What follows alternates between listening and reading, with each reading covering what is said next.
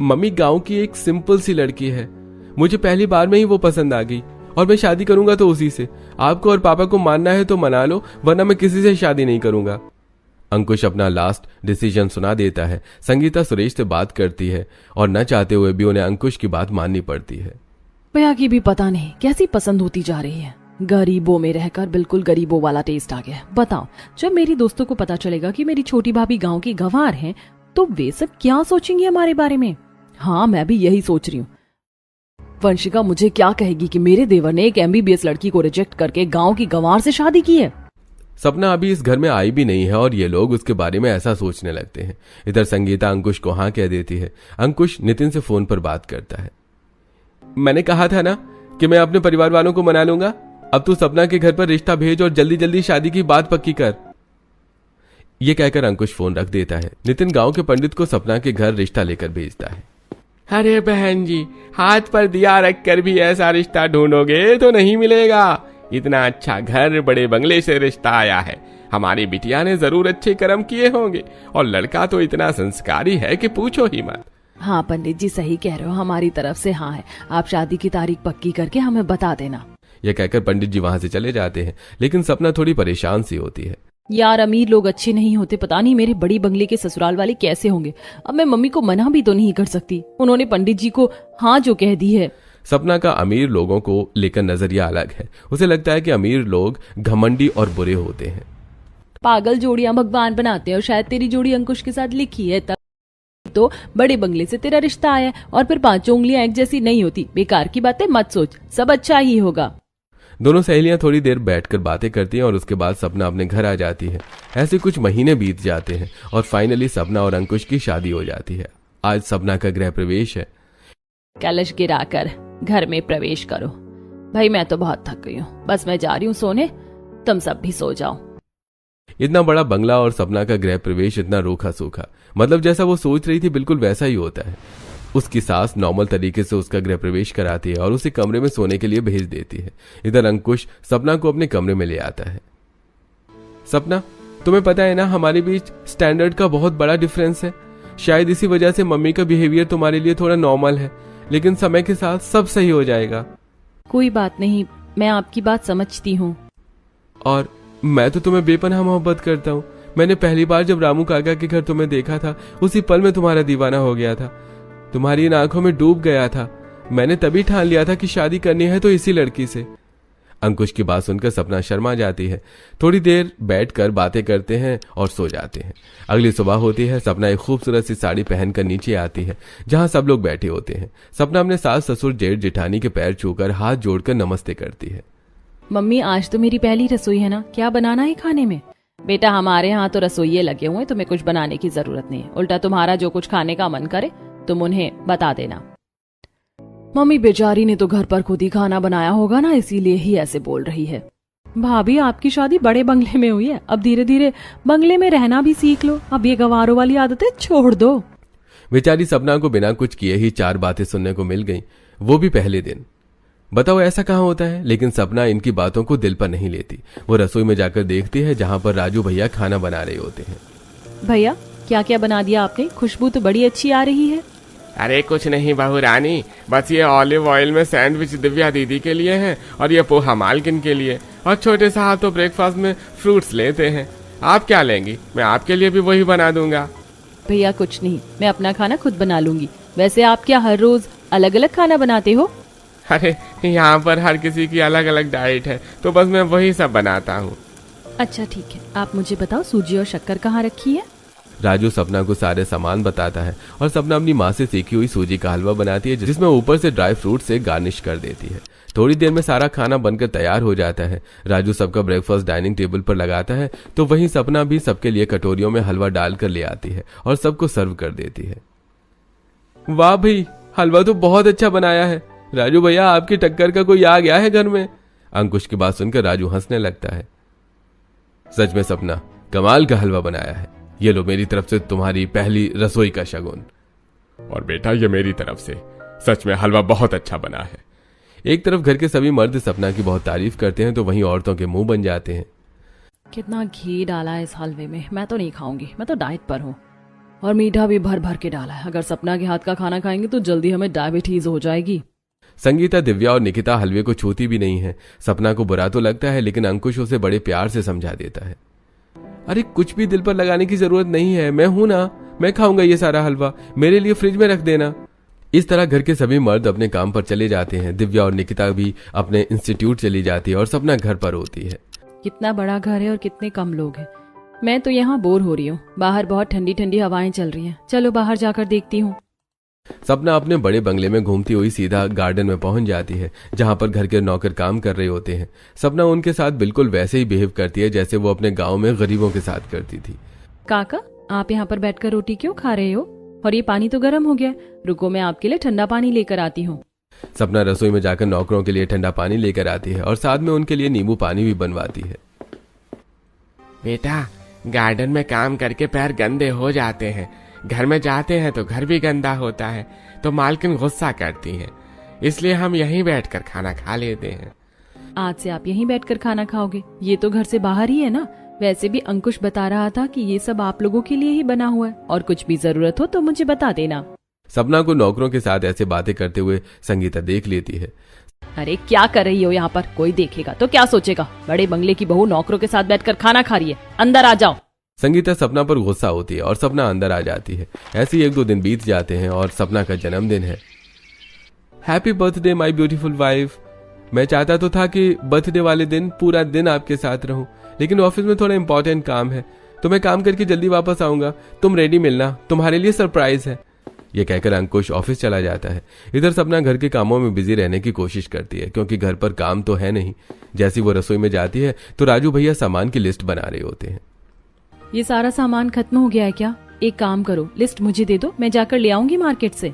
अरे नहीं बहू रानी, मार्केट से नहीं, सारा सामान मार्ट से आएगा। वो क्या है ना कि घर में सबको प्रीमियम चीजें पसंद है, तो सारी चीजें मॉल से खरीदी जाती हैं। आप रहने दो, मैं जाकर ले आऊंगा।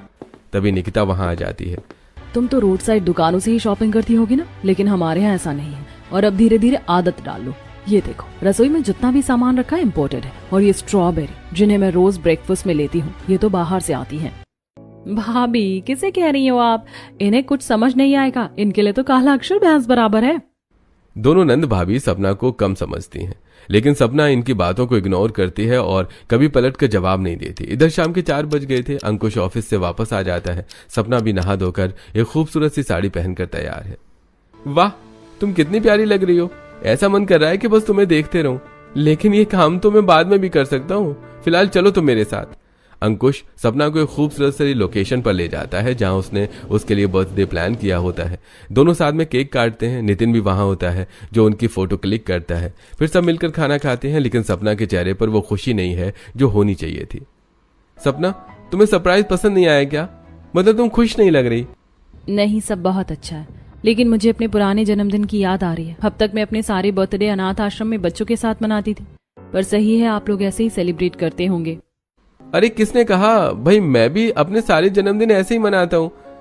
क्या तुम्हें नहीं पता? और अगर यही बात है तो तुमने मुझे पहले बताया क्यों नहीं? अंकुश सपना को सीधे अनाथ आश्रम ले जाता है। वहां सपना खूब एंजॉय करती है। वो सभी बच्चों के लिए केक, चॉकलेट, बिस्किट्स ये सब लेकर जाती है और बच्चों को कुछ कपड़े भी गिफ्ट करती है। साथ में अंकुश और सपना मिलकर अनाथ आश्रम में कुछ पैसे भी डोनेट करते हैं। इसके बाद दोनों ओल्ड एज होम होते हुए घर वापस आ जाते हैं और अब सपना बहुत खुश है। ऐसे ही अगली सुबह होती है। सपना रसोई में जाकर देखती है तो राजू भैया सारा सामान अनपैक कर रहे होते हैं। सपना की नजर आम के अचार पर पड़ती है। भैया, आम का अचार? मैं तो सोच रही थी कि सीजन से पहले कहाँ अचार मिलेगा। सपना झटपट अचार टेस्ट करती है। ईयू, ये अचार है या इमली? कितना खट्टा है, इसमें तो कुछ भी स्वाद नहीं है। कहाँ से उठा लाया आप इसे? अरे बहू रानी, मॉल में तो ऐसा ही मिलता है, वरना गांव में तो देखो कितना अच्छा जाता है। हाँ वही भैया, देखना मैं बनाऊंगी इस बार आम का अचार, फिर खाकर बताना आप। ये तो बिल्कुल बकवास अचार है। सपना को मॉल का अचार बिल्कुल भी पसंद नहीं आता। ऐसे ही 1-2 महीने बीत जाते हैं। सपना अपनी माँ से फोन पर बात कर रही होती है। मम्मी, आम लग गए होंगे ना पेड़ पर? वो क्या है ना, पिछली बार मैंने सारे आम सेल कर दिए थे और अपने लिए भी नहीं बचाया। मैंने आपको बताया भी नहीं, पर यहाँ पर तो इतना बुरा अचार है और ये लोग अचार 4-5 गुना दाम में खरीदते हैं। अरे तुझे क्यों टेंशन हो रही है? तू तो इतना अच्छा अचार बनाती है। 1-2 हफ्ते में बहुत अच्छे आम लग जाएंगे। मैं भिजवा दूंगी, तू अपने लिए बनवा लेना। ऐसी बात करते सपना फोन रख देती है। फाइनली सविता सपना के लिए गांव से 5 किलो आम भिजवा देती है, जिन्हें राजू रसोई में लेकर आता है। ये आम कहाँ से आए हैं? इतने आम का क्या करना है? तभी वहां आकर सपना कहती है, मम्मी जी, ये आम मेरी माँ ने भिजवाए हैं। ये गांव के आम हैं, मैं इनसे आम का अचार बनाऊंगी। वो क्या है ना कि मुझे ये मॉल वाला अचार बिल्कुल भी अच्छा नहीं लगा। हाँ भाई, प्रीमियम चीजों की आदत जो नहीं है तुझे, बना लेना। हमारे यहाँ तो कोई नहीं खाता ये हाथ का बना हुआ अचार। ये कहकर संगीता अपने कमरे में चली जाती है। इधर सपना सारे आम धोकर उन्हें काटती है, उसके बाद नमक लगाकर उन्हें थोड़ी देर रख देती है। सौंफ, राई, कलौंजी, धनिया, मेथी, इन्हें सबको रोस्ट करके दरदरा कूट लेती हूँ, अच्छा फ्लेवर आएगा। सपना पहले सारे मसालों को अच्छे से सेकती है, फिर उन्हें कूट लेती है। उसके बाद आम से नमक का पानी निचोड़कर उन्हें एक सूती कपड़े से साफ करती है। फिर सारा मसाला ऐड करती है और ऊपर से तेल डालकर कांच के डिब्बे में बंद करके रख देती है। इतने में राजू भैया भी वहां आ जाते हैं। देखो भैया, मैंने 5 किलो आम का अचार बनाया है, 10 दिनों में बनकर तैयार हो जाएगा। आप इसका ध्यान रखना, इस पर धूप आनी चाहिए। एक दिन सपना घर में उदास बैठी होती है, तभी अंकुश वहां आता है। क्या हुआ? तुम क्यों मुंह लटका कर बैठी हो? कुछ नहीं, पूरा दिन घर में रहकर मैं बोर हो जाती हूँ और कितने दिन हो गए मैं अपने बच्चों से मिलने भी नहीं गई। अपने मायके में तो मैं आम का अचार बनाती थी और उसे बेचकर बच्चों के लिए जरूरी चीजें खरीदती थी, लेकिन यहाँ तो सब अपने कामों में बिजी रहते हैं और मैं अचार भी नहीं बना पाई। अरे तो आज ही चलते हैं, बच्चों से भी मिल लेंगे और गांव में मम्मी से मिलकर वहां से आम भी ले आएंगे। तुम अपने बच्चों के लिए अचार बना लेना और साथ में ओल्ड एज होम भी चलेंगे। ये सुनकर सपना बहुत खुश हो जाती है और दोनों तैयार होकर घर से निकलने लगते हैं, लेकिन तभी बीच में संगीता उन्हें रोक लेती है। तुम दोनों दिन भर कहाँ इधर उधर घूमते रहते हो? भला घर की बहुएं ऐसे घूमती हुई अच्छी लगती हैं क्या? अरे क्या हो गया मम्मी, शॉपिंग करने नहीं जा रहे हैं, जरूरी काम से जा रहे हैं, शाम को जल्दी घर वापस आ जाएंगे। इस तरह अंकुश सपना को लेकर ओल्ड एज होम जाता है और वहां की हालत देखकर दोनों हैरान रह जाते हैं। अंकुश, ये क्या हालत हो गई है यहाँ की? पिछली बार तो सब ठीक था ना, फिर ये सब अचानक से क्या हो गया है? हाँ सपना, लेकिन लगता है फंडिंग बंद हो गई है, इसलिए ये हाल हो गया है। वहां बुजुर्ग लोग फटे कपड़ों में बैठे होते हैं, खाने की भी सही व्यवस्था नहीं होती। अरे बेटा, 2 दिन से ठीक से खाना नहीं मिला, दवाई भी खत्म हो गई है, सभी लोग यहाँ बहुत खराब हालत में हैं। हे भगवान, ये लोग ऐसे कैसे रह रहे? काका, आप फिक्र मत करो, हम जल्दी ही कुछ करते हैं। शहर के कुछ ओल्ड एज होम में तो अंकुश और सपना नियमित जाते रहते थे, लेकिन आज वे शहर के दूसरे हिस्से में आई थी और यहाँ की हालत बहुत खराब थी। अंकुश नितिन को फोन करता है और सपना अपनी दोस्त शिवानी को वहां बुलाती है। कुछ देर में नितिन भी वहां पहुंच जाता है। यार अंकुश, मैं भी इसी बारे में बात करने वाला था। जब तुम भाभी जी के बर्थडे सेलिब्रेशन में बिजी थे तब मैं यहाँ आया था। यहाँ तो सच में हालत बहुत खराब हो गए हैं। यार सही कह रहा है, हमारी ही गलती है। हमें लगता था कि हम बस अपने शहर में ही ध्यान देंगे, लेकिन अब और नहीं, हम ऐसा नहीं होने देंगे। सपना, अंकुश, नितिन और शिवानी सभी मिलकर तुरंत वहां के लोगों के लिए खाना, पानी और दवाइयों की व्यवस्था करते हैं। नितिन, तुम अभी जाकर राशन और दवाइयाँ लेकर आओ, मैं यहाँ सबको संभालती हूँ। तीनों मिलकर बुजुर्गों की सेवा करने लगते हैं और चारों मिलकर वहां की पूरी हालत सुधारने का फैसला करते हैं। हम सिर्फ आज ही इनकी मदद नहीं करेंगे, हमें इसे हमेशा के लिए ठीक करना होगा। बिल्कुल सही कहा, हमें पूरा सिस्टम बदलना होगा। हाँ, और सिर्फ ये ओल्ड एज होम ही नहीं, हमें ऑर्फन हाउस की भी हालत देखनी चाहिए। चारों उसी दिन ऑर्फन हाउस पहुंचते हैं। वहां बच्चों की हालत देखकर उनका दिल टूट जाता है। ये बच्चे, इनके पास ढंग के कपड़े भी नहीं हैं। दीदी, आज भी हमें पूरा खाना नहीं मिला, हमें रोज यहाँ आधी पेट भूखे सोना पड़ रहा है। यह सुनकर सपना की आंखों से आंसू निकल आते हैं। सपना, अब हम सिर्फ बातें नहीं करेंगे, कुछ बड़ा करेंगे। हम फंड रेज करेंगे, लोगों से सपोर्ट लेंगे, चाहे जो हो जाए, लेकिन बच्चों और बूढ़ों को इस नरक से बाहर निकालेंगे। और मैं अपने अचार के बिजनेस को इसी काम के लिए इस्तेमाल करूंगी, जैसे मैं सालों से करती आ रही हूँ।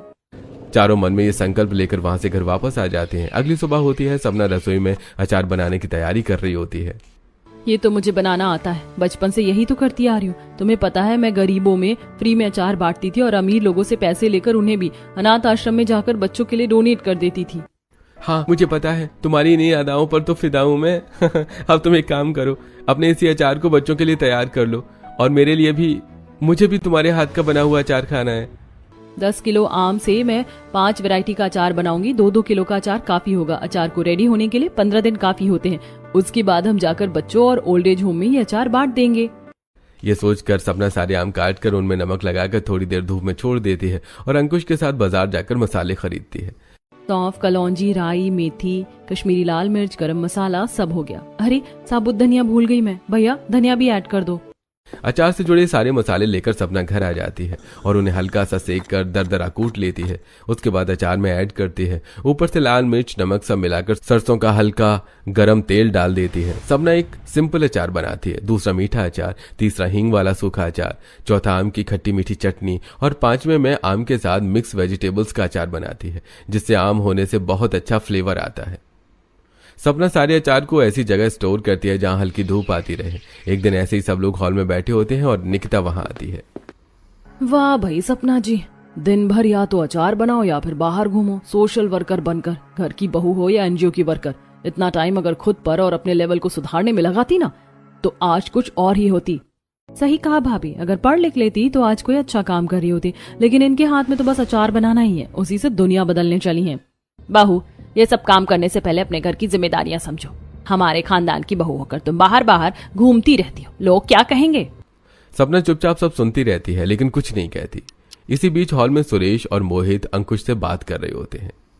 अंकुश, ये क्या चल रहा है? तुम्हारा पूरा ध्यान बिजनेस से हट गया है। मैंने तुम्हें इस कंपनी की जिम्मेदारी इसलिए दी थी कि तुम इसे आगे बढ़ाओ, न कि ये सोशल वर्क में लग जाओ। भाई मैं मानता हूं कि सोशल वर्क बहुत अच्छी बात है, लेकिन बिजनेस भी उतना ही जरूरी है। पिछले कुछ महीनों से लॉस हो रहा है, अगर ऐसे ही चलता रहा तो परेशानी हो सकती है। अंकुश सबकी बातें ध्यान से सुनता है लेकिन उसके चेहरे पर एक अलग ही सुकून होता है। पापा, भैया, मैं आपकी बात समझता हूं, लेकिन मैं जो कर रहा हूं वो सिर्फ काम नहीं, एक जिम्मेदारी है। अगर हमारे पास इतना सब कुछ है तो क्या हमारा फर्ज नहीं बनता कि हम उन लोगों के लिए कुछ करें जिनके पास कुछ भी नहीं है। अंकुश की बात सुनकर सब चुप हो जाते हैं, लेकिन कोई भी उससे सहमत नहीं होता। उधर सपना भी अपने काम में और ज्यादा लग जाती है। वो अपने अचार के बिजनेस को बढ़ाती है, ऑनलाइन ऑर्डर लेना शुरू करती है और उससे आने वाले पैसे सीधे सोशल वर्क में लगाती है। इस फंडिंग से ये चारों सभी आश्रमों में खाने पीने और दवाइयों की नियमित व्यवस्था करवाते हैं, बूढ़ों और बच्चों के लिए कपड़े खरीदते हैं और बाकी जरूरी चीजें जैसे पंखे, गर्मी में ठंडा पानी के लिए वाटर कूलर भी लगवाते हैं। धीरे धीरे उनके काम की चर्चा पूरे शहर में होने लगती है, मीडिया भी उनके काम को कवर करने लगती है। आज हम आपको मिलवाने जा रहे हैं एक ऐसे कपल से जिन्होंने अपनी लग्जरी लाइफ छोड़कर जरूरतमंदों की जिंदगी बदलने का फैसला लिया। टीवी पर अंकुश और सपना का इंटरव्यू चलता है जिसे घर के सभी लोग देखते हैं। मैंने हमेशा सोचा था कि अगर मेरे हाथ में कुछ है तो मैं उसे दूसरों के काम में लगाऊंगी। अचार बनाना मेरे लिए सिर्फ काम नहीं बल्कि एक जरिया है जिससे मैं किसी के चेहरे पर मुस्कान ला सकूं। हमारा मकसद सिर्फ मदद करना नहीं है बल्कि सिस्टम को बदलना है। हम चाहते हैं कि कोई भी बुजुर्ग अकेला महसूस न करे और कोई भी बच्चा अपने सपनों से वंचित न रहे। ये सब देखकर घर वालों की सोच धीरे धीरे बदलने लगती है। कुछ दिनों बाद अवार्ड सेरेमनी का दिन आता है। उस अवार्ड सेरेमनी में उन लोगों को सम्मानित किया जाता है जो सामाजिक कार्यों में लगे हुए हैं और उसमें सपना, अंकुश और उनकी टीम का नाम टॉप पर आता है। पूरे शहर के बड़े बड़े लोग वहां मौजूद होते हैं। तभी होस्ट सपना और अंकुश का नाम लेता है। आज का सबसे prestigious award, best social worker award जाता है मिस्टर अंकुश सिंह और मिसेस सपना अंकुश सिंह को। पूरा हॉल तालियों से गूंज उठता है। अंकुश और सपना स्टेज पर आते हैं और अवार्ड लेते हैं। ये अवार्ड सिर्फ हमारा नहीं है, ये उन सभी लोगों का है जिन्होंने हम पर विश्वास किया। हमने सिर्फ एक छोटा सा कदम उठाया था, लेकिन आज ये एक मूवमेंट बन चुका है और इसका 80% क्रेडिट जाता है मेरी वाइफ सपना को। मैं बस इतना कहना चाहती हूँ कि अगर दिल में सच्चाई हो तो छोटा सा काम भी किसी की जिंदगी बदल सकता है, और अगर हर इंसान थोड़ा थोड़ा भी सोचे तो ये दुनिया सच में बहुत खूबसूरत बन सकती है। अवार्ड लेने के बाद दोनों नीचे आते हैं जहां उनका पूरा परिवार खड़ा होता है। बेटा, आज मुझे तुम पर बहुत गर्व हो रहा है। मैं गलत थी जो तुम्हें समझ नहीं पाई। तुमने जो किया है वो बहुत बड़ा है।